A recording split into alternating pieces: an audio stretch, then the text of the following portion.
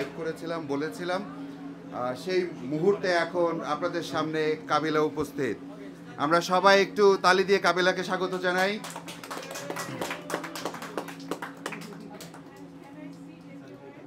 ইয়াসিন ভাই আসেন আসেন আসেন।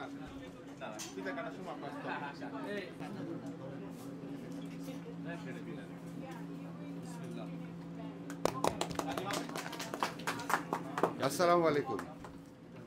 ওয়ালাইকুম আসসালাম। কেমন আছেন কাবিলা ভাই? ভালো না থাকি কোনো উপায় নাই। আপনি একা কেন? আপনার সাথের লোকজন কোথায়? বহুত বহুত বহুত অভিযোগ আছে, একটা একটা করে বলতেছি, দাঁড়ান। পাশা ভাই কই ভাই? আগে চলে যায় না ভাই, পাশা ভাই কই? সবাই আছে, সবারই আনতে চাইছি, কিন্তু কেন আসে না সব বলতেছি, দাঁড়ান। আসছি কি বসতে দিতেন না আপনারা? রক কাটা শিমুল ভাই ভাই সবাই আছে, সবাই আছে। আচ্ছা, আসসালামু আলাইকুম সবাইকে। এত শীতের সন্ধ্যায় বাইরে স্নো পড়তেছে, এত শীতের মধ্যে আপনারা সবাই আসছেন, অনেক অনেক ধন্যবাদ আপনাদেরকে। আলহামদুলিল্লাহ, খুব ভালো লাগলো। গতকাল আসলে হঠাৎ করে আপনারা একটা ভিডিও দেখছিলেন, মানে এটা আসার আগে আমি প্রথমে ধন্যবাদ জানাতে চাই আমার বড় ভাই ইয়াসিন ভাই। সবসময় সে সবকিছুর আড়ালে থাকে, কাছে আসতে চায় না খুব একটা। তো ইয়াসিন ভাইয়ের এই প্রতিষ্ঠানটা যখন থেকে ইয়াসিন ভাই দিবে প্ল্যান করতেছিল, তখন থেকেই তার সাথে আমার কথা হচ্ছিল, এবং গত বছর সে যখন এটা উদ্বোধন করলো তখন আসতে পারিনি আমি। কিন্তু এবার আমি বাফেলোতে আসার আগে বলছিলাম, ভাই আমি তোমার এখানটাতে আসতে চাই, এবং আমি আসলে দেখতে চাই যে কতটা সুন্দর করে, কতটা মনের মতো করে তুমি তোমার প্রতিষ্ঠানটা করছো। এবং আসার পরে আলহামদুলিল্লাহ সত্যি খুব ভালো লাগছে যে এখানে বাংলা ভাষাভাষী মানুষদের জন্য, বাংলা ভাষাভাষী মানুষ যারা তাদের জন্য এবং আশেপাশে যারা আছে তাদের সবার জন্য ইয়াসিন ভাই খুব সুন্দর একটা প্রতিষ্ঠান দিছে। সো খুব ভালো লাগলো, ধন্যবাদ ইয়াসিন ভাইকে। এবং সেই সাথে আমার আরেকজন মানুষকে আমি ধন্যবাদ জানাতে চাই। বাফেলোতে আমি যখন প্রথমবার আসছি, ইয়াসিন ভাইয়ের সাথে একজন মানুষ ছিলেন, টুটুল ভাই। সো আমার বাফেলোর মনে আছে, আমি প্রথম যখন আসছি 2 বছর আগে, এই দুইটা মানুষ আমাকে নায়াগ্রা ফলসে ঘুরতে গেছিল। এরপর ক্রমে ক্রমে আরও অনেক কাছে মানুষদের সাথে পরিচিত হয়েছি। আনোয়ার ভাই এখানটাতে আছেন, এবং আমাদের করিম ভাই, এবং আজকে আসার সময় আমাদের যে ভাইয়া এবং আপু নিয়ে আসলেন। তো সবাইকে ধন্যবাদ যে আপনারা আসলে বাংলাদেশিদেরকে গর্বিত করছেন ইন আ সেন্স যে বাঙালিরা যখন যেখানটাতে গেছে তখনই সেখানটাতে বুম করছে। সো আমি মানে আসার পরে দেখলাম যে বাফেলো সিটিটাকে গর্বিত করছে আসলে আমাদের বাংলাদেশিরা, আমাদের বাংলাদেশি ভাই বোনেরা। তো এই কারণে ক্রেডিটটা তাদেরকে অবশ্যই দেওয়া উচিত, এবং আপনাদের জন্য, আপনাদের সবাইকে সবার অভ্যর্থনা দেওয়ার জন্য একটা হাততালি চাই। খুব ভালো লাগলো, এবং প্রাউড করে বলতে পারি যে আমি একজন বাংলাদেশি, কারণ আমি যখন আশপাশ দিয়ে যখন কথা বলতাম তখন সবাই বলতো যে oh you are Bengali, so this area is like whole Bengali people. So তখন খুব ভালো লাগে আর কি। সো ধন্যবাদ, আপনারা সবাই দাঁড়ায় আছেন, আমি বসে আছি। ময়মুরব্বীরা থাকলে কিছু মনে করেন না, এই তো দোয়া করবেন আমাদের জন্য। আর আবারও ধন্যবাদ জানাচ্ছি আমাকে আমন্ত্রণ জানানোর জন্য, আমাকে দাওয়াত দেওয়ার জন্য। এবং আমি আজকে খুব খুশি যে আমি আপনাদেরকে আজকে দাওয়াত দিছি, আপনারা আসছেন, একসাথে একটু আড্ডা দিব আর কি। মানে হঠাৎ করেই মনে হইলো যে আসা হয়, কিন্তু সবার সাথে একসাথে দেখা হয় না, সবাই কর্মব্যস্ততার মধ্যে থাকেন, যার যার কাজে থাকেন, দেখা সাক্ষাৎ হয় না। সো ভাবলাম যে একটু সবার সাথে একটু আড্ডা দিই, সবার সাথে একটু কথা বলি, কে কেমন অবস্থায় আছে একটু জানার চেষ্টা করি।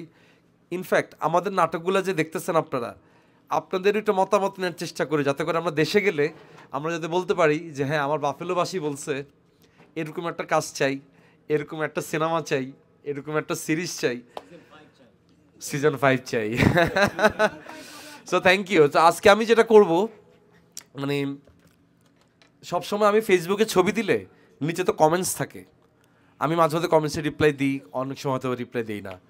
সো আজকে একটা সুযোগ যে আজকে চোখের সামনে আপনাদের প্রশ্ন শুনবো আমি, যে আপনাদের যার যত প্রশ্ন আছে চাইলে আমাকে করতে পারেন, আমি শুনবো আপনাদের কথা, এবং সেটা আসলে উত্তর দিব। সেটা হইতে পারে আমার অনেক এক্সপিরিয়েন্সের গল্প, হইতে পারে আমাদের কাজের গল্প, হইতে পারে আমাদের ভবিষ্যৎ কাজের গল্প, এবং আরও মজার মতো অনেক কিছু। সো আশা করি আপনারা যারা দাঁড়ায় আছেন, যদি চেয়ারের ব্যবস্থা থাকতো একটু ভালো হইতো, তাহলে সবার সাথে একটু আরাম করে বসে কথা বলতে পারতাম। তো যাই হোক, আপনারা কেমন আছেন আগে এটা শুনি, কেমন লাগতেছে বাফেলো? কত বছর? অনেকে তো অনেক বছর, আবার অনেকে রিসেন্টলিও আসছেন, তাই না? বাই দ্য ওয়ে, টারজান ভিসাকে কেউ আসছেন নাকি আবার? কারণ আমাদের বিদেশ নামে একটা নাটক দেখছিলাম আমরা, আপনারা দেখছেন কিনা? সো বিদেশে আমরা এরকম একটা গল্প তুলে ধরছিলাম, তো এটার পরে মোটামুটি আমি নোয়াখালীতে যাওয়ার পরে বহুত মানুষ আমাকে মানে আমাদেরকে ঘিরে ধরছিল আর কি, যে ভাই এটা কি দেখাইলেন ভাই। এবং মানে আমেরিকার একটা গল্প আমার খুব ভালো লাগছে, যেটা হচ্ছে আমি প্রথমবার যখন আমেরিকার ভিসা পাই, তা আমার তো আসলে ভিজিট ভিসা, তো প্রথম যখন আমেরিকার ভিসা পাই তখন আমি যখন নোয়াখালীতে গেছি, আমার দাদার বাড়িতে মিনিমাম 500 থেকে 600 জন লোক আমার দাদার বাড়িতে এসে দাঁড়ায় আছে। তো কেন, কি কি কাহিনী? কাবিলা ভাই আর একখানে আমেরিকা পাঠাইতে হইব।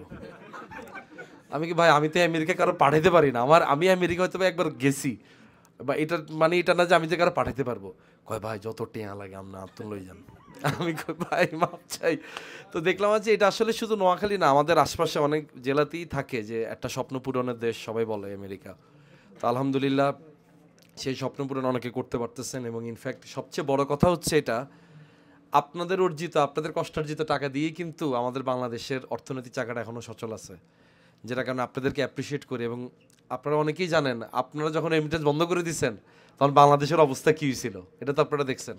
সো আমি মনে করি আপনারা অনেক বড় শক্তি আমাদের জন্য। So always keep supporting Bangladesh, যেটা আপনারা সবসময় করে আসছেন, আশা করি ভবিষ্যতেও করবেন। এবং আলহামদুলিল্লাহ আমরাও যে কাজগুলো করতেছি আপনারা দেখতেছেন, সেটাকে অ্যাপ্রিসিয়েট করতেছেন, সেজন্য ধন্যবাদ। সো এই তো ভাইয়াকে অনেকক্ষণ যাবো দেখতেছি যে একটু ডানে মাথা তাকাচ্ছে। ভাইয়া তোমার নাম কি? নাইকি, হ্যাঁ, কি নাম তোমার? অয়ন।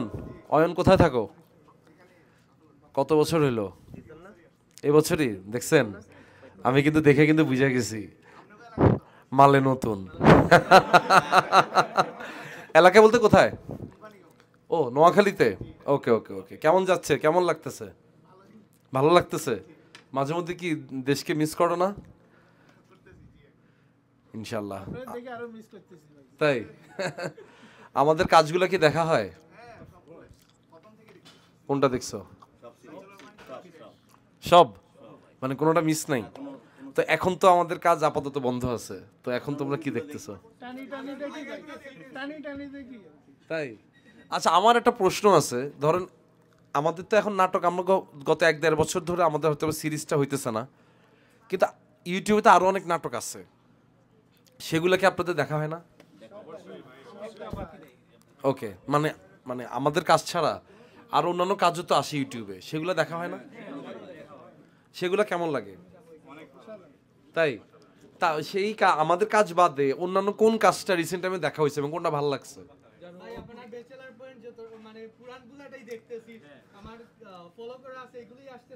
না, এটা তো আমাদের কাজ, মানে আমাদের কাজের বাইরে কোনো কাজ দেখা হয় না কারো? এমনিতে ভাইয়া সিনেমা হলের কাজগুলো দেখা হয়, ওই যে পথে হলো দেরি, তারপর ওকে, নতুন যে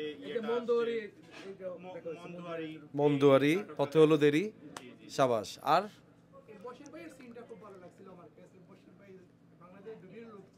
কোনটা কোনটা? খিতা বশির ভাইয়ের কথা কইতে নি, হ্যাঁ? আমার জীবনে নোয়াখালীর পরে চিটাগাং, সিলোটি, এই দুইটার বন্ধু সবচেয়ে বেশি হয়েছে আমার। এটা দেশের বাইরে ঘোরার কারণে হয়েছে আর কি। হ্যাঁ, এটা তো সারপ্রাইজ। এই সারপ্রাইজটা এবার রাখি গেলাম আমরা, ঠিক আছে?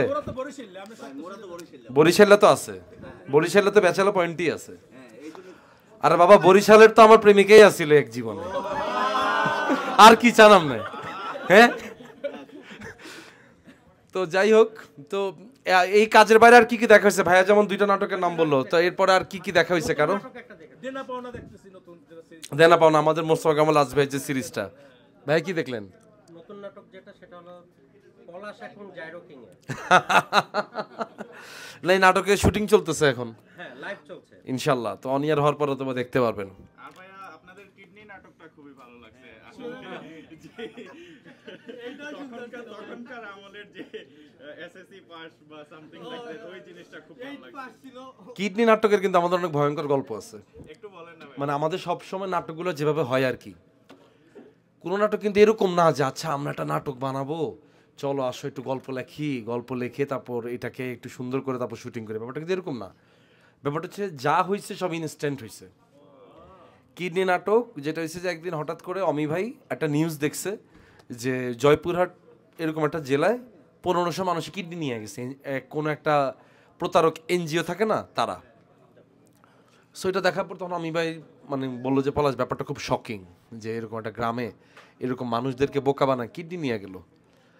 তখন দেন অমি ভাই যেটা করে আর কি, অমি ভাই সবসময় নতুন নতুন টপিক নিয়ে কাজ করে। আপনারা অথবা দেখে থাকবেন যে তার সে সবসময় একটা প্যাশনেটলি একটা জিনিস করে যে একটা অদ্ভুত একটা স্টোরির সাথে একটা সুন্দর মেকিং দেয় সে। দ্যাটস ওয়াই প্রত্যেকটা অডিয়েন্স এটাকে কানেক্ট করতে পারে। সো দেখা গেছে যে অমি ভাই বলতেছে যে চলো তাহলে এটা নিয়ে কাজ করি। সো আমরা তখন করছিলাম এবং গত বছরের সর্বোচ্চ তাপমাত্রা যখন ছিল মানে আমাদের দেশের প্রচণ্ড গরমের রেকর্ড যেটা করছে, ওই সময়টা আমরা কিডনি নাটকে শুটিং করছিলাম টাঙ্গাইলে। ওই সময়টাতে প্রচণ্ড গরম। তো কিডনি নাটকের শুটিং ছিল আমাদের 6 দিন। তো প্রথম 3 দিন আমি তো হাউসে বসা, তো দেখি কি প্রতিদিন সকালবেলা আর্টিস্টরা বাইর হয়, আর্টিস্টরা আবার হাউসে আসে। পরের দিনও আর্টিস্টরা বের হয়েছে, সারাদিন শুটিং টুটিং করে আসছে। থার্ড দিনও আর্টিস্টরা বের হয়েছে, সারাদিন শুটিং করে, আমার আর ডাকে না কেউ। তা আমি চিন্তা করতেছি আচ্ছা আমি তো অ্যাসোসিয়েট ডিরেক্টর, এই প্রথম আমি কোনো শুটিংয়ে অভিনয়ের বাইরে শুটিংয়ে নাই। অমি ভাই বলতেছে যে তুই হাউসে থাক, তোরা প্রয়োজন হলে ডাক দিব না। আমি কি ভাই এটা কি আজব ভাই, শুটিংয়ে আসলাম, কিডনির মতো নাটক, স্ক্রিপ্ট সব কিছু জানি, আমার ক্যারেক্টারও তো আছে আমি দেখছি, তাহলে আমারই কেউ ডাকতেছে না কেন? তো দেখলাম 4র্থ দিন ডাক পড়ছে আমার, এবং ওই দিনই হালকা একটু বৃষ্টি হয়েছিল সকালে। যাই হোক, তো যাওয়ার পর আমার প্রথম সিনটা ছিল আপনারা যেটা দেখবেন গ্রামবাসীদেরকে যে আমি এটা বুঝ দিই, I think you are wheat seller right, গ্রামবাসীদেরকে যে বুঝ দিই ওইটা আর কি। তো আমারে মানে আমাদের কাজে সবসময় যেটা হয় আর কি, যে ধরেন আমরা 5 জন আছি, ধরেন আমি নাই এখানে, বাকি 4 জন আছে। আমি যখন ঢুকবো বাকি 4 জন বলবে যে ভাই পাবেল তো উড়াই দিছে রে পলাশ, পাবেল তো অভিনয় করে ফাটাই দিছে, বা হাবু এসে বলতেছে মার্জুক মামা কিন্তু অভিনয় করে কিন্তু ফাটাই দিছে পলাশ। মানে হয় কি আমাদের সবসময় একটা হেলদি কাজের কম্পিটিশন থাকে, অলওয়েজ অল দ্য টাইম।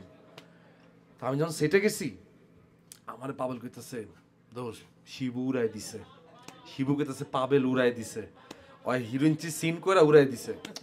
আমি কই শালার আমার একটা নর্মাল ডাক্তারের সিন, এই সিন আমি কি করবো, আমার তো উড়াই দিতে হইব আসলে। তখন আমি যেটা করছি ইনস্ট্যান্ট আমার ক্যারেক্টারের মধ্যে আমি যেটা সবসময় করি আর কি, আমার তো ম্যাক্সিমাম ডায়লগ থাকে একটু ইনস্ট্যান্ট ডায়লগ। তো আমি করলাম কি ইনস্ট্যান্ট বলছি, হেই এমসি কি অবস্থা তোমার? কারণ আমার কাছে মনে হচ্ছে সবাই যেহেতু উড়াই দিচ্ছে না, ডাক্তারের নর্মাল ক্যারেক্টার আমি আসলে কি করতে পারি। সো আমাকে একটা কিছু করতে হবে যেটা আসলে একটু মানে আমার ক্যারেক্টার যাতে একটু বাইর করে দেয় আর কি। তখনই বেসিক্যালি আমি এমসি বিসি এইগুলো বলা শুরু করছি আর কি। তো যাই হোক, কিডনিটা অনেকে পছন্দ করছে এবং কিছুদিন আগে আমরা সিজিএফবিতে অ্যাওয়ার্ডে আমরা কিডনির জন্য আমি অ্যাওয়ার্ডও পাইছি। তো সেই অ্যাওয়ার্ডের আসলে অংশীদার কিন্তু শুধু আমি না, এটা আপনারাও। তো এই হচ্ছে আমাদের আসলে কিডনির গল্প। আরো প্রশ্ন শুনতে চাই যদি কারো কোনো প্রশ্ন থাকে। আপনার কি আর ব্যাটারি কলেজে যাওয়া হয়? আচ্ছা, ব্যাটারিগুলির একটা ভয়াবহ এক্সপিরিয়েন্স আছে। মূলত এটা হচ্ছে যে নাখালপাড়ায় আমি যে এলাকাতে বড় হয়েছি, এখনো যে এলাকাতে থাকি সেটা হচ্ছে নাখালপাড়া ব্যাটারি, মানে ব্যাটারি গলিতে না, বাট ব্যাটারি গলিটা হচ্ছে নাখালপাড়াতে। তো অমি ভাই বেসিক্যালি আমাদের ফিমেল নাটকটা হওয়ার কথা ছিল না, আসলে মানে ফিমেল নামে কোনো নাটকই হওয়ার কথা ছিল না। মানে অমি ভাই বেসিক্যালি নাখালপাড়ায় গেছিল অন্য একটা নাটকের লোকেশন দেখতে। তখন আসলে তার মহল্লাটা খুব ভালো লাগে, তখন বলছিল যে পলাশ আমি না একটা মহল্লা নিয়ে গল্প বলতে চাই। মহল্লাতে যেটা হয় আর কি, যে এক মায়ের পিছনে দেখা গেছে তিনজন মিলে ঘুরে।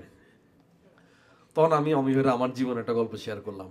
আমি কি ভাই, আমি যখন কলেজে পড়তাম, আমার কলেজ ছিল গভর্নমেন্ট ল্যাব, তো আমি যখন কলেজে পড়তাম আমার এলাকার একটা মেয়ের খুব পছন্দ ছিল আমার, মেয়েটার নাম বলা যাবে না, না রোকেয়া না। তো মেয়েটা শাহিনবাগে একটা স্কুলে পড়তো। তা আমার কাজ ছিল প্রত্যেকদিন, আমার কলেজ শেষ হইতো দুপুরে 1টায়, কলেজ শেষ করে আমি শাহিনবাগে দাঁড়াইতাম, এই মেয়ের স্কুল ছুটি হইতো, এই মেয়ে স্কুল থেকে বাইরে হইতো, আমি ওর পিছে পিছে হাঁটতাম, মেয়ে বাসায় ঢুকে যেত, আমি আমার বাসায় যেতাম গা। মেয়েও আমার কখনো দেখতো না, মানে মেয়ের কথা হচ্ছে যে পিছনে কে হাঁটে মেয়ে তাকাইতেও না।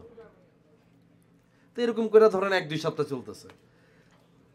অনেকদিন পর আমি খেয়াল করলাম যে মেয়েও বাইর হয়ে সামনে হাঁটে, মেয়ের পিছে আমি হাঁটি, খেয়াল করলাম আমার পিছে আরেকজন হাঁটে। আমি ফার্স্টে না বুঝি নাই যে কারা এরা, ফার্স্টে আমি দেখা না দেখার ভান করছি, আমি যা মন চায় তাই হোক, ওরা আমি পছন্দ করি ভাই, আমি দেখুন। মাস দুয়েক পরে একদিন ওই মেয়ে এরকম বের হইছে, যথারীতি আমিও পিছনে পিছনে হাঁটতেছি, আর আমার পিছনে বোঝা যাইতেছে একটু দল বল হাঁটতেছে। তো মেয়ে যখন বাসায় ঢুকে গেছে, আমি যখন সামনে হাঁটতেছি, তখন আমার পিছন থেকে একটা গ্রুপ এসে আমার ধরছে, কিরে তুই থাকস কই? আমি কই ভাই আমি তো থাকি নাখালপাড়ায়। কয় তুই নাখালপাড়া থাকস, তুই শাহিনবাগের এখানে কি করতে আইসস? আমি কই ভাই, তো একটু বড় ভাই টাইপের আসছিল আর কি। তো বড় ভাইয়ের সাথে ধরেন এক কথা দুই কথা ওইখানে একটু হাতাহাতি মারামারি হয়ে গেছে। এই রিপোর্ট গেছে আমার বাসায়। আমার বাসায় যায় আমাদের ময় মুরব্বীরা যেটা হয় আর কি, ঘটনা ঘটে এর দূর, মুরব্বীরা টেনশন করে এত বড়। আমার আম্মা কইতেছে আর হোলা শেষ, আর হোলা ধ্বংস হয়ে গেছে। আমি জীবনে চিন্তা করি না আর ছেলে কোনো মেয়ের পিছনে ঘুরবো এই বয়সে। তো যাই হোক, আম্মারা তো একটু সবসময় ভালোবাসার জায়গাতে একটু ওভার থিঙ্ক করে। তা আম্মারে বোঝানোর চেষ্টা করলাম, আম্মা এরকম কিছুই না। আম্মা তো আমার কোনো কথা শুনে না, আম্মা গেছে নাখালপাড়া হুজুরের কাছে। পূর্ব নাখালপাড়া। আপনি তাহলে হুজুর গলি তো আপনি চিনেন, রাইট? হ্যাঁ, ও আপনি হোসেন আলী স্কুল নাকি? সাবাস। তো এখন আমার আম্মা গেছে হুজুরের কাছে কিল্লাই যে হুজুর আমার ছেলে নষ্ট হয়ে যেতেছে, আর ছেলের আপনার তাবিজ দিতে হইব, আর ছেলে যাতে ঠিকঠাক হয়ে যায়। আর এইদিকে তো আমি কত হচ্ছে, আমি শাহিনবাগে যেতে পারতেছি না, এটা হচ্ছে আমার প্যারা, আমি কিল্লাকে শাহিনবাগে যেতে পারতেছি না।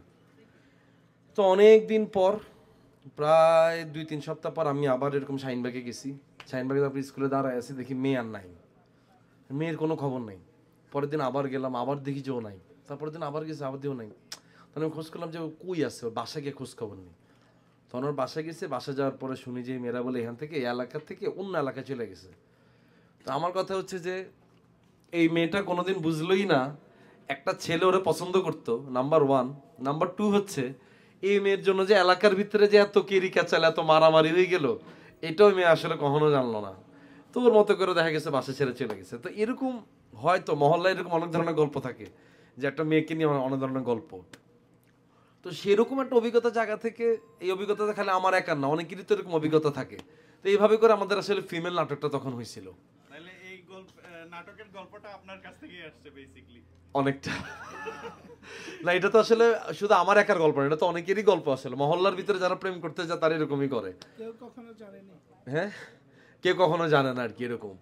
তো যাই হোক, তখন আমরা ফিমেল নাটকের শুটিংটা করছি। করার পরে তখন ব্যাটারি গলিতে করার কারণ কি ছিল, যে আমরা এমন একটা লোকেশন খুঁজতেছিলাম যেটা আসলে ডেড এন্ড, মানে এটার পর আর কোনো রাস্তা নাই, এবং যেখানে shooting friendly area.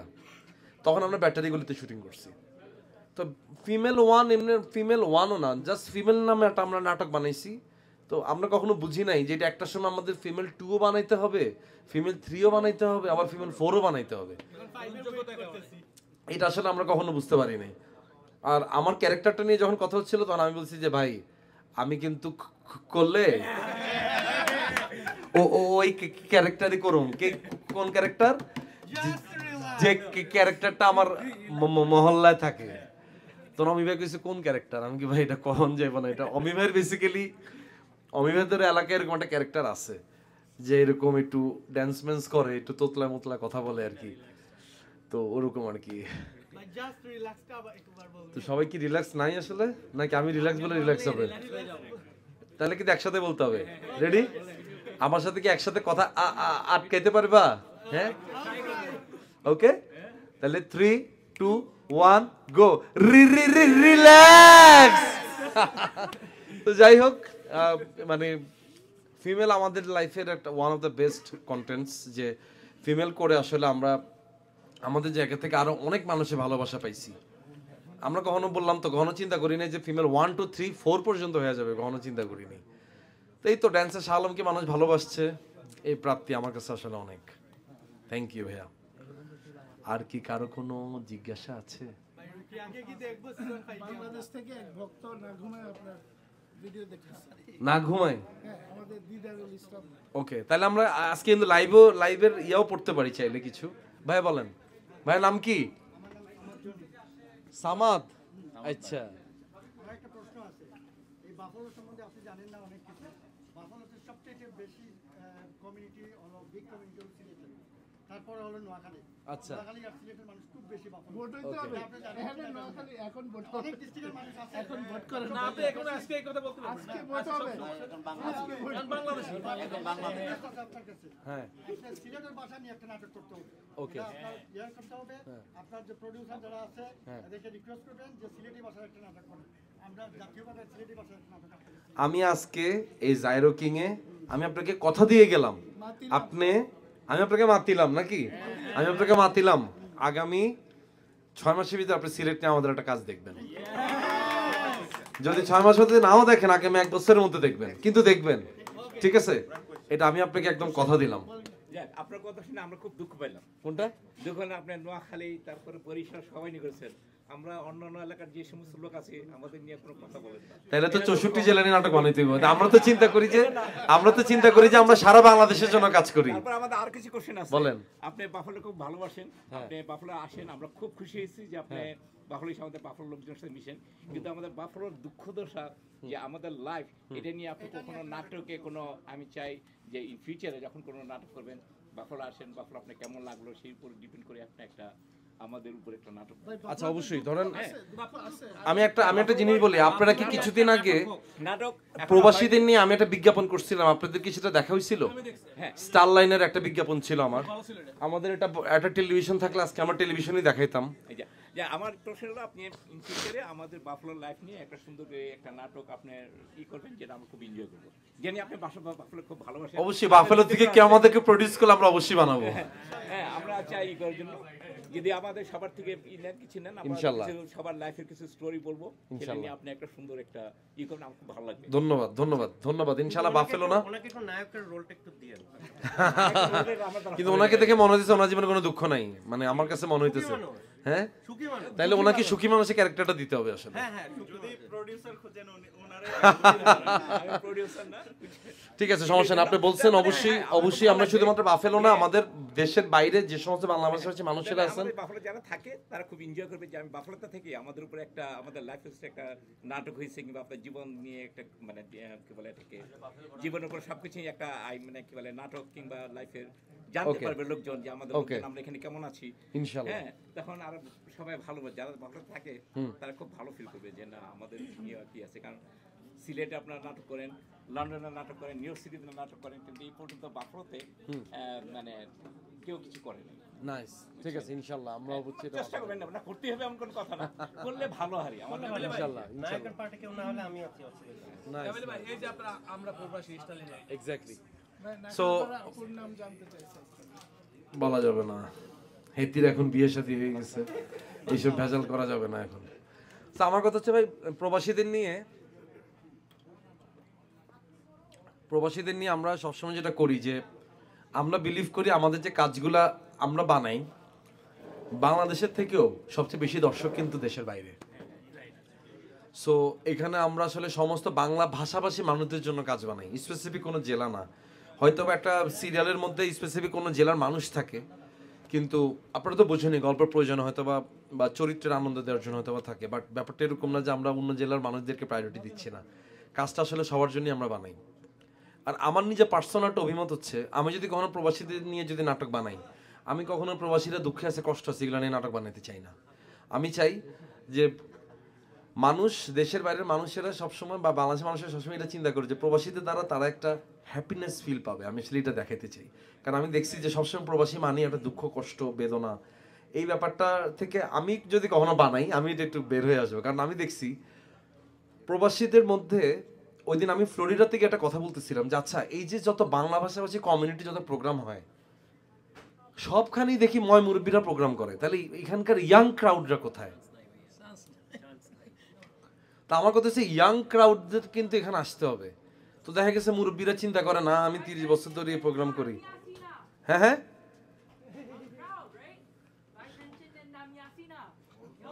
Thank you তোমাদেরকে দরকার, আগামী প্রজন্ম কিন্তু তোমাদেরকে দরকার।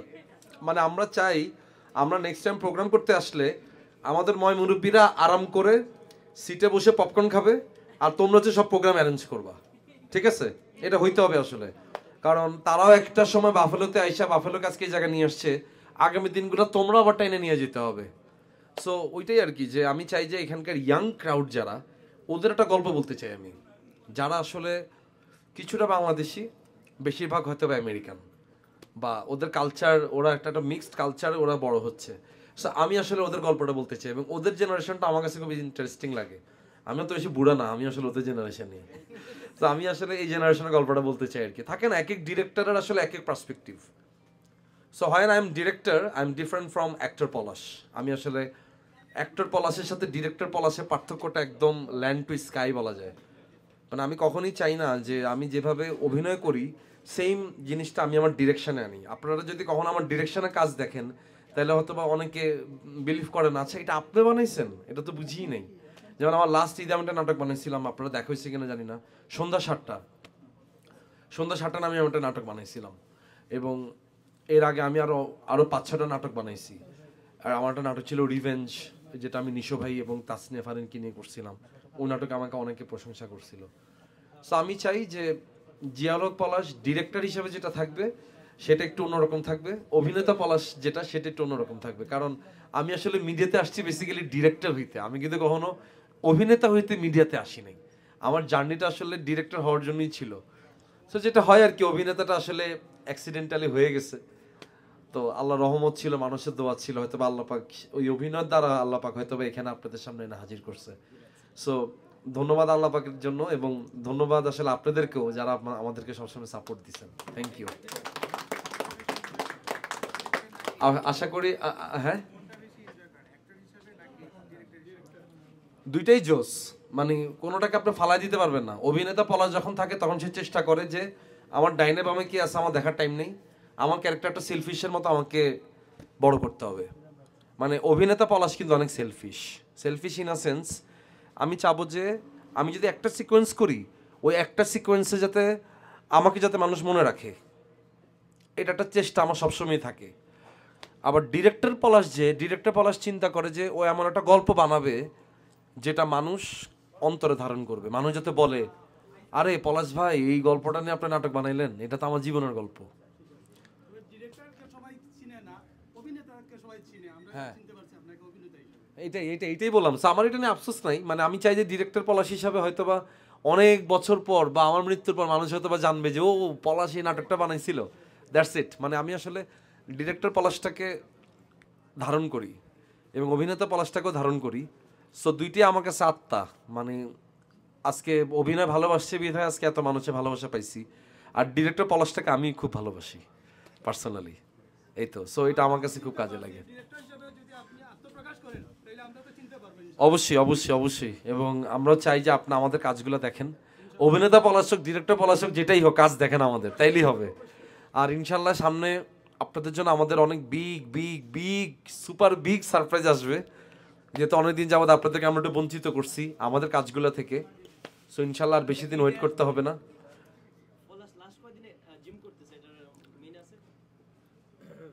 Thank you so much. এই জন্য বলি যে আমি ক্রাউডটাকে খুব পছন্দ করি। যেটা হচ্ছে যে ভাইয়া এবার ঈদে আমাদের একটা প্রজেক্ট আসতেছে যেটা নাম হচ্ছে খালিদ, যেটা ডিরেক্টর হচ্ছে তানিম রহমান অংশু ভাই।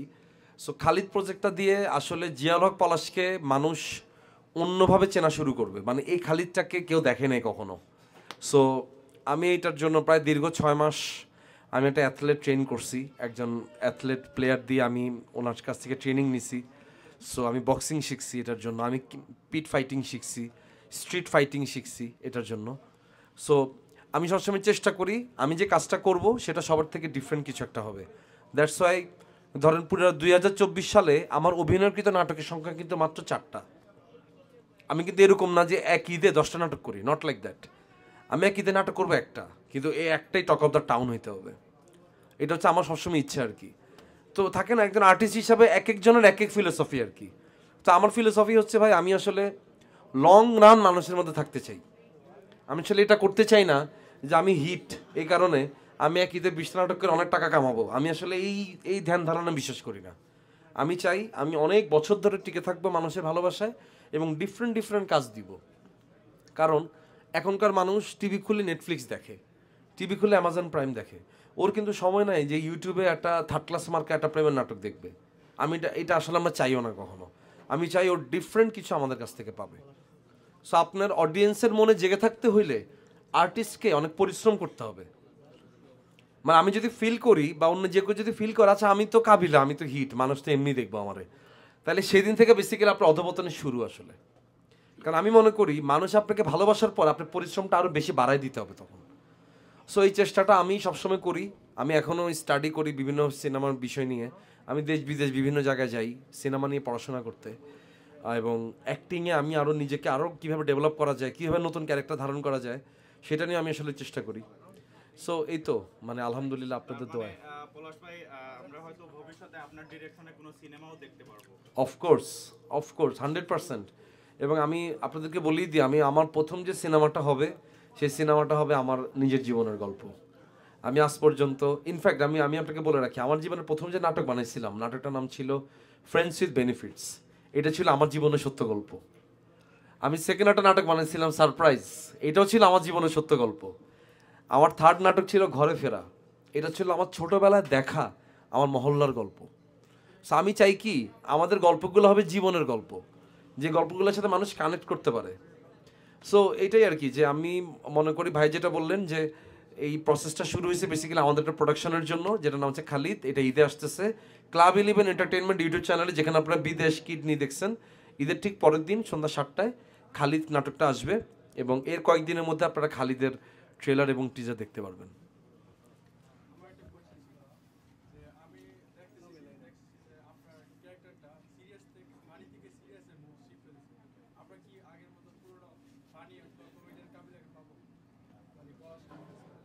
খুবই চমৎকার প্রশ্ন। মানে তুমি কোনটা এনজয় করো, মানে ফানি পলাশটাকে না সিরিয়াস পলাশটাকে? আচ্ছা, এখন আমার যেটা হচ্ছে কি ভাইয়া, ও একজন অভিনেতার আসলে সমস্ত রাস্তায় হাঁটা উচিত, এটা আমার কাছে মনে হয়। সো আমাকে মানে আমার সিরিয়াস যে কাজগুলো তুমি দেখছো সেগুলো কি তোমার ভালো লাগে নাই বা অপছন্দ হয়েছে এরকম কিছু? ওকে, ভেরি গুড প্রশ্ন। মানে এটা আমি মানে কেন বললাম যে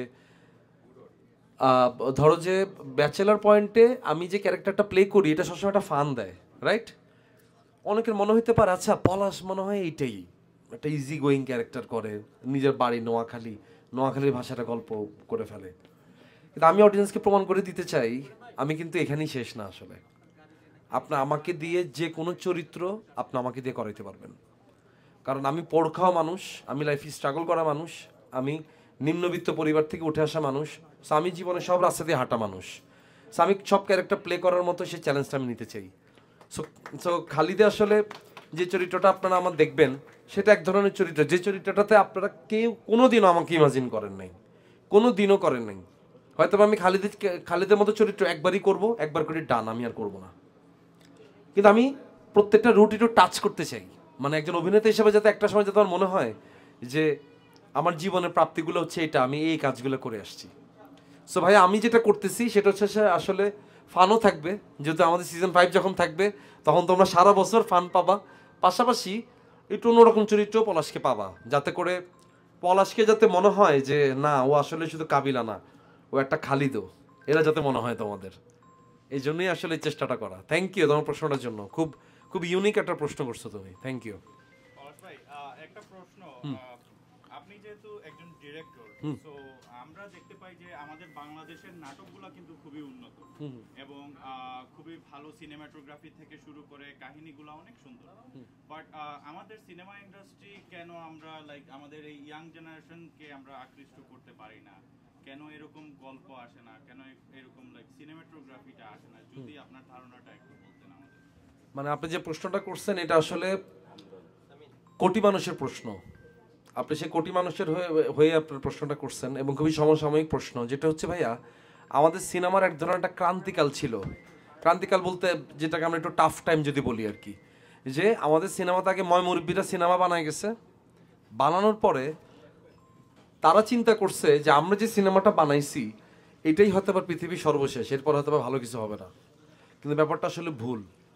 আমাদের যে ইয়াং ফিল্ম মেকাররা তৈরি হচ্ছে এটার ইম্প্যাক্টটা গিয়ে ভাই আপনারা পাবেন হচ্ছে আগামী 5 বছরের মধ্যে। মানে আজকে 2025 আজকে আমি যখন আপনার সাথে এই মুহূর্তে কথা বলতেছি তখন কিন্তু আজকে সকালবেলা বরবাদের টিজার রিলিজ হয়েছে আমাদের সাকিব খানের, যেটা বানাইছে হচ্ছে আমাদের মেহেদী হাসান হৃদয় ভাই। তো সে কিন্তু নাটকেরই মানুষ, নাটকের একজন পরিচালক। আজকে সে সাকিব খানকে নিয়ে একটা গ্র্যান্ড স্কেল একটা সিনেমা করার স্বপ্ন দেখছে। এর আগে আমাদের আয়হান রাফি ভাই একটা সিনেমা করছে, আমাদের গুরু মোস্তফা ফারুকী উনিও অনেক ডিফারেন্ট সিনেমা বানাইছে।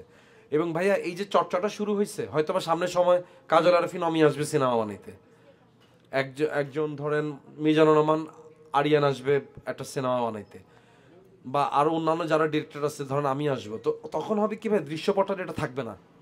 আপনার প্রশ্নটার উত্তরটা আপনি ঠিক তখনই পেয়ে যাবেন। সো একটু ওয়েট করেন, আগামী 2-3 বছরের মধ্যে বাংলাদেশের সিনেমাতে একটা বড় ধরনের পরিবর্তন চলে আসবে ইনশাল্লাহ। যদি আপনারা সাপোর্ট দেন তাহলে আরও বেশি আসবে। এবং আমি আপনাদের কাছে একটা জিনিস রিকোয়েস্ট করব, খুবই রিকোয়েস্ট করব, আমাদের দেশে যখন একটা সিনেমা রিলিজ হয় আমি চাবো কি ধরেন বাফেলোতে যদি আপনারা নিজেরা মিলে আমাদের দেশের সিনেমাটাকে বাফেলোতে নিয়ে এসে নিজেরা কোনো স্ক্রিনিংয়ের ব্যবস্থা করেন, নিজেরা একটা ডিস্ট্রিবিউটর হয়ে আমাদের সিনেমাটাকে বাংলা ভাষায় এসে মানুষদের কাছে পৌঁছানোর ব্যবস্থা করেন, আপনাদেরকে দেখে ফ্লোরিডার একটা কমিউনিটি শিখবে, তাকে দেখে লস অ্যাঞ্জেলসের একটা কমিউনিটি শিখবে, তখন হবে কি আমাদের সিনেমাটা কিন্তু এভাবে ছড়ায় যাবে। সো আমি এটা চাই আসলে যে চর্চাটা থাকুক, তখন আসলে সাপোর্টটা আমরা তখন পাবো ভাইয়া। থ্যাংক ইউ আপনার প্রশ্নের জন্য ভাইয়া, ধন্যবাদ ভাইয়া আপনাকে। Thank you. আর সিনেমা নিয়ে আমার আরেকটা প্রশ্ন আছে যে ইন্ডিয়াতে দেখা যায় যে পুরানো যত নায়ক আছে, যেমন বর্তমানে যে বড় বড় নায়ক যারা, যেমন সালমান খান, শাহরুখ খান, অনেক বড় বড়, বর্তমানে যে ববি দেওল, সানি দেওল, এরাও দেখা যায় কাজ করতেছে। বাংলাদেশে দেখা যায় এক শাকিব খানের ছবি ভালো হয়, তেমন একটা নায়ক ভালো হয় না। আমার প্রশ্ন হচ্ছে যে এই অভিনেতার বা আপনার পরিচালক খালি শাকিব খান নিয়ে স্বপ্ন দেখে, আর কোনো শাকিব খান বানাইতে পারে না বাংলাদেশে? এক্স্যাক্টলি, খুবই সুন্দর প্রশ্ন। ব্যাপারটা হচ্ছে কি ভাইয়া, ওই আপনার প্রশ্নের সাথে এটা অনেক কানেক্টেড ওর প্রশ্নটা, যেটা হচ্ছে আমাদের দেশে আমরা যেটা করি, ধরেন আমি যখন কাবিলা হিসেবে যখন জনপ্রিয় হয়েছিলাম তখন অনেকে আমাকে এই নোয়াখালী ভাষার জন্য বলছে ভাই আমার একটা নাটক বানাবো আপনি কি নিয়ে, আমি কি ক্যারেক্টার কি, নোয়াখালী ভাষায় কথা বলতে হবে, আমি কি আমি করবো না, নোয়াখালী ভাষা শুধুমাত্র ব্যাচেলার পয়েন্টে কাবিলায় কথা বলবো, অন্য কেউ বলবে না। সো যেটা হয়েছে কি আমরা সবসময় একটা সেফ শট খেলতে চাই, যে আচ্ছা আমার ওকে নিলে হয়তো আমার সিনেমাটা হিট করবে, ওকে না নিলে তবে হিট করবে না। এটা হচ্ছে কি আমি অনেক সময় বলবো যে ডিরেক্টর হয়তো ওই সাহসটা করতে চায় না, বা অডিয়েন্স আপনি হয়তো বা একজন কোটি মানুষের মধ্যে একজন চিন্তা করলেন আমি একটা ডিফারেন্ট কাউকে নায়ক হিসেবে দেখতে চাই, কিন্তু অডিয়েন্স হয়তো বা চায় যে না আমার চোখের মধ্যেও লেগে আছে তাহলে ও থাক। সো এটা হচ্ছে কি একটা গ্রাউন্ড ব্রেকিং করতে একটা টাইম লাগবে। আমরা যখন নাটক বানাইতে আসছি তখন বাংলাদেশে এক ধরনের নাটকের চর্চা ছিল, আবার আমরা যখন নাটক বানানো শুরু করছি তখন নাটকের ধারাটা একটু চেঞ্জ হচ্ছে।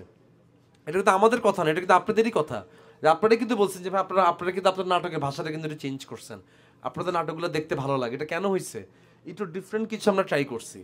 সো ভাইয়া আপনি ওদের সবার ওই আশাটা আমি মনে করি আগামী 2-3 বছরের মধ্যেই পূরণ হতে যাবে, কারণ এত ডিফারেন্ট সিনেমা আসতেছে আমাদের, যেটা আসলে এক নায়কতন্ত্র সিনেমার যে প্রচলনটা সেটা থেকে হয়তো মানুষ হয়তো বের হইতে পারবে। তবে ইন্ডাস্ট্রিতে একটা সাকিব খানের দরকার আছে, কারণ একমাত্র সাকিব খানই আমাদের দেশের ইন্ডাস্ট্রিকে আপনি যদি বলেন গত 20 বছর একটা মানুষ একা হাতে পুরো সিনেমাটাকে ধরে রাখছে।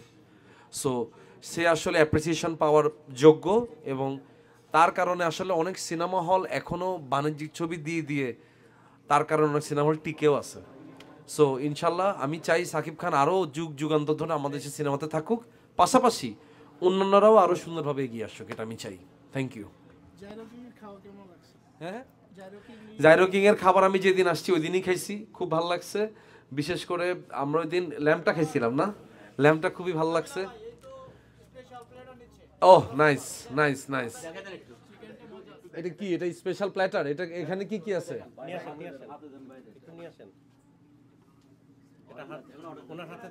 Wow nice nice. সো এটা অনেক খাবার, সো যারা স্বাস্থ্য সচেতন তারা একটু কম খাবেন, আর যারা খেতে বেশি চান তারা একটু বেশি করে খাবেন। না আমি ট্রাই করছি, আমি অনেক ট্রাই করছি এবং আসলেই ভালো লাগছে। মানে আমি ব্যাপারটা কিন্তু এরকম না, আমি কিন্তু এসব ব্যাপারে কিন্তু খুব কনসার্ন। মানে যে কেউ আমাকে চাইলে যে কোনো কোম্পানির ব্র্যান্ড অ্যাম্বাসেডর বানাইতে পারে না, কারণ আমি আসলে একটু চুজি আমার জায়গা থেকে। সো আমি চেষ্টা করছি যে এখানে খাবারটা আমি আগে টেস্ট করছি, ভালো লাগছে, দ্যাটস আমি সবাইকে বলছি আপনারা আসেন। এটা হচ্ছে বাবল টি, রাইট? সো ইয়াস, আপনারা মানে আমি চাবো যে যাওয়া আসার পথে যদি কখনো কি যখন এখানে আসবেন একটু সুযোগ পাবেন, একটু খেয়ে যাবেন।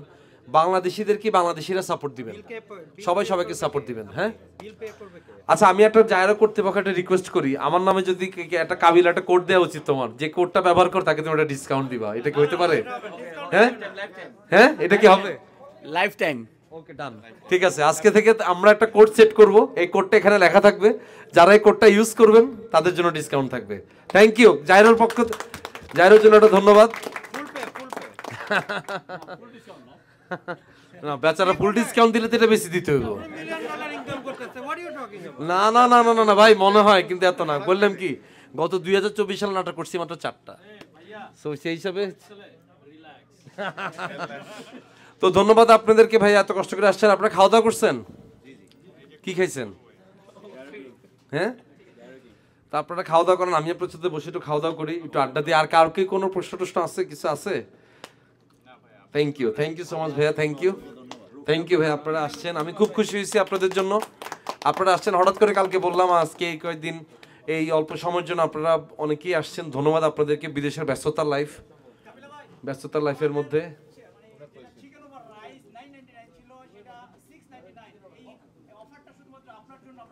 ধন্যবাদ। 99 থেকে 69, ও সরি 999, রাইট। ঠিক আছে ঠিক আছে ঠিক আছে, ধন্যবাদ আপনাদেরকে ভাই, আপনারা আসছেন, খুব খুশি হলাম। দেখা হবে সবার সাথে, আর একসাথে চলেন সবাই মিলে একটু খাওয়া দাওয়া করি, একটু আড্ডা দিই, গল্প করি, যদি ছবি তুলতে হয় সবাই মিলে একসাথে ছবি তুলি। থ্যাংক ইউ সো মাচ ভাইয়া, থ্যাংক ইউ। আসসালামু আলাইকুম সবাইকে। যারা এখানে আছেন, অসাধারণ অডিয়েন্স, আমরা আসলে এরকম এক্সপেক্ট করি নাই। এবং একটা কথা আমি বলি, আপনারা যে প্রশ্নগুলো করছেন, আমি অনেক জায়গায় এরকম প্রশ্ন কিন্তু খুঁজে পাবেন, আপনাদের কাছে এই প্রশ্নটা খুবই আনএক্সপেক্টেড। বিশেষ করে ওরা যে প্রশ্নগুলো আমাকে করছে, এটা খুবই আনকমন, মানে খুবই ধন্যবাদ, এবং আপনাকে অসংখ্য অসংখ্য ধন্যবাদ। মানুষ কেমন আছে? ইনশাল্লাহ। এবং না, আমি বলতেছিলাম যে ভাইয়া এত ব্যস্ততার মধ্যে শীত পড়ছে, মানুষ কি আসবে? তো উনি বলছে ভাই আস্থা রাখেন, আমাদের বাফেলোর মানুষ আপনাকে পছন্দ করে। সো থ্যাংক ইউ ভাই, আপনারা আসছেন, খুব খুশি হলাম। নোয়াখালী ভাষার হারা দিনে তারা আমাদের দেয়, আবার দেখবো সামনে নাকি। আচ্ছা একটা কথা বলি, ব্যাচেলর পয়েন্ট সিজন 5 কি দরকার আছে নি? না না, এমনি কি দরকার আসেনি? হ্যাঁ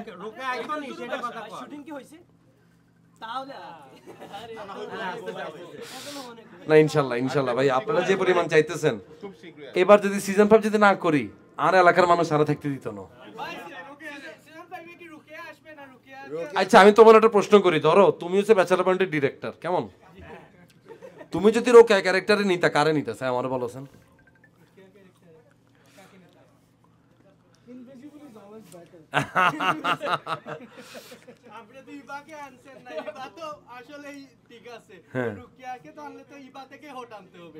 এক্স্যাক্টলি। সো এখন এরকম আমরা আসলে কাউকে পাইতেছি না, যদি কখনো পাই হয়তো বা তখন তাকে আনা যেতে পারে আর কি। ঠিক আছে। আর একটা কথা কি, আমার কাছে মনে হয় কি, রোকেয়া তার কল্পনাতেই সুন্দর। আমি একবার নোয়াখালীতে যাইতেছিলাম শীতকালে, এরকম মাস্ক টাস পরে মাথা কান্ডুবি দিয়ে নোয়াখালী বাসে উঠছিলাম, তখন আমাদের মাইক্রোবাস নষ্ট হয়ে গেছে, তো আমি কুমিল্লা থেকে বাসে উঠছি। ঠিক আমি মাঝে মাঝে একটা সিট, আমার সামনে দুইজন দেখতেছে, আমাদের ব্যাচেলর পয়েন্ট দেখতেছে, তো দুই বন্ধুর মধ্যে ঝগড়া হইতেছে, এই রোকেয়া কিন্তু দেখতে অনেক বাস্টি হইব, তারপর লগে আর একটা তুই কি বাল জানোস, রোকেয়া স্লিম হইব। তো আমি দেখলাম কি দুই বন্ধু এই নর্মাল কথা কইতে কইতে তাদের মধ্যে কথা কাটাকাটি শুরু হয়ে গেছে। তখন আমার কাছে মনে হয়েছে যে আমার মনে হয় না কখনো রোকেয়াকে পর্দা আনা উচিত, কারণ রোকেয়া প্রত্যেকটা মানুষের কল্পনাতেই সুন্দর।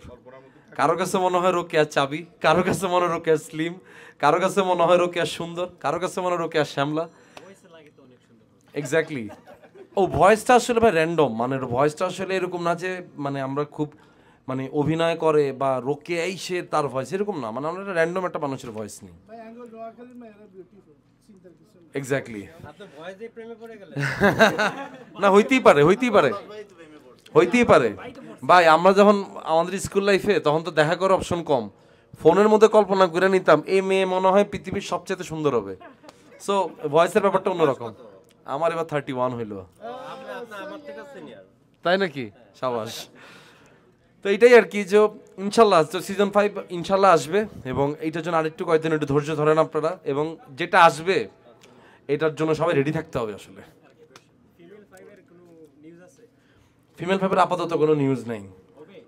ইনশাল্লাহ ফিমেল 5 অবশ্যই হবে, কিন্তু ফিমেল 4টা আসলে আমরা যেভাবে করে শেষ করছি, বা ফিমেল 4 আমরা যে স্কেলে আমরা বানাইছি, ফিমেল 5টা আসলে না আবার ফিমেল 4কে বিট করতে হবে। তো সেটার জন্য আসলে একটা প্রিপারেশন লাগবে। আমরা যখন ফিমেল বানাইছিলাম তখন ফিমেল 2 বানাইছি, যেটা ফিমেল 1কে বিট করতে পারে, ফিমেল 3 যাতে ফিমেল 2কে বিট করতে পারে। এখন ফিমেল 4টা আমরা যে স্কেলে বানাইছি, ফিমেল 5টাকে বানাইতে হবে আরো আরো আরো গ্র্যান্ড স্কেলে। তো সেটার জন্য প্রিপারেশন দরকার, সেটার জন্য বাজেট দরকার, অনেক কিছুই দরকার। আল্লাহ মাফ করুক, আল্লাহ মাফ করুক। না এটাই মানে এমপি না, আমার কাছে মনে হয় যে ভাই মানে সব দলের মানুষ আমাকে পছন্দ করে, আমি স্পেসিফিক কখনো কারো দলের হইতে চাই না। কে প্রশ্ন করছে কে? অনেকের হ্যাঁ হ্যাঁ হ্যাঁ, আমার ছোট ভাই তাই নাকি? আরে তার স্পেস লাইফস্টাইল আমি গেছিলাম তো। দুটোতে গেছেন, দুটোতে তো আপনি হ্যাঁ হ্যাঁ হ্যাঁ হ্যাঁ, একটা খিলগাতে ছিল আর একটা পুলিশ প্লাজাতে। হ্যাঁ হ্যাঁ হ্যাঁ। আমার ছোট ভাই। ও nice to meet you man, thank you thank you. তো এটাই আর কি, চলেন আমরা একটু ছবি টবি তুলি, একটু আড্ডা টাড্ডা দিয়ে খাওয়া দাওয়া করি নাকি? সবাই ভালো লাগছে, সবাই কষ্ট করে আসছেন, আপনাদের অসংখ্য ধন্যবাদ ভাইয়া, থ্যাংক ইউ, ধন্যবাদ, আসসালামু আলাইকুম।